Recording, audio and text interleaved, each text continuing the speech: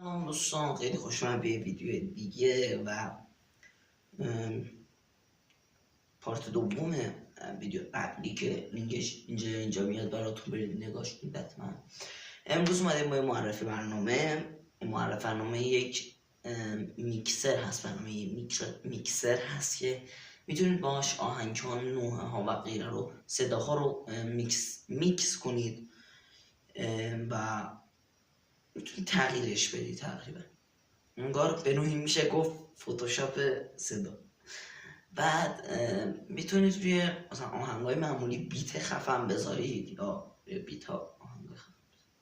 حالا آقا لایک کامنت سابسکرایبتون نره. بریم سراغ نوع ویدیو. بفرمایید این میکسر آهنگ رو بزنید توی فروشگاه پلی براتون میاره که رفع فیلتر هم شده، خدا رو شکر.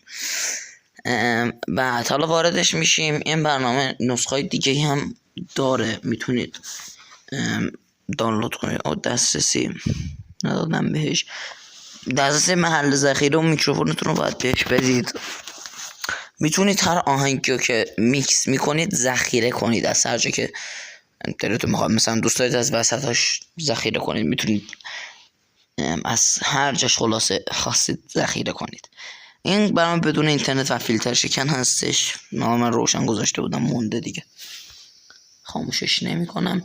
آقا این پایین گوشه میتونید آهنگاتون رو انتخاب کنید. بذار براتون نشون بدم. این پایین ها انتخاب کنید که کدوم موزیک رو بذارید. خب آقا من یه آهنگ ترکی هست به اسم یکسون bu kalbi yaksan içi. حالا اون رو زدم و یک بیت دانلود کردم.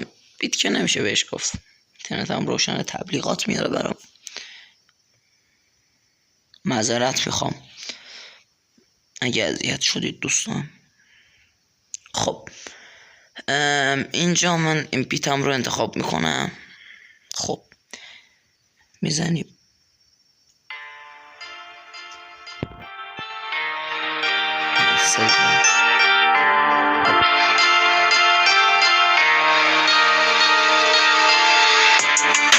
فهمیدید کدوم آهنگ؟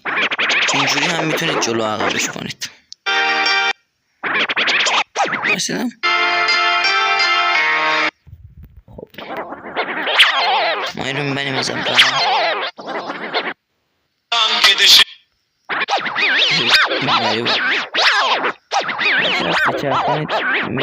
خب آقا ما اول این بیتو پلی میکنیم.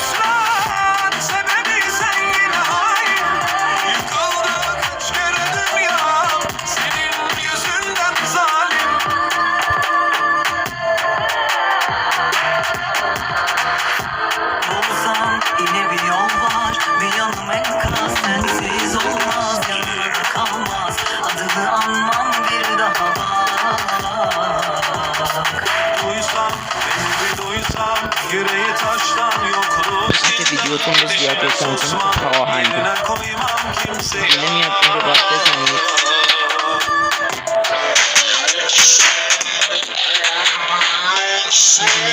صدا کند شد، میارم جلو.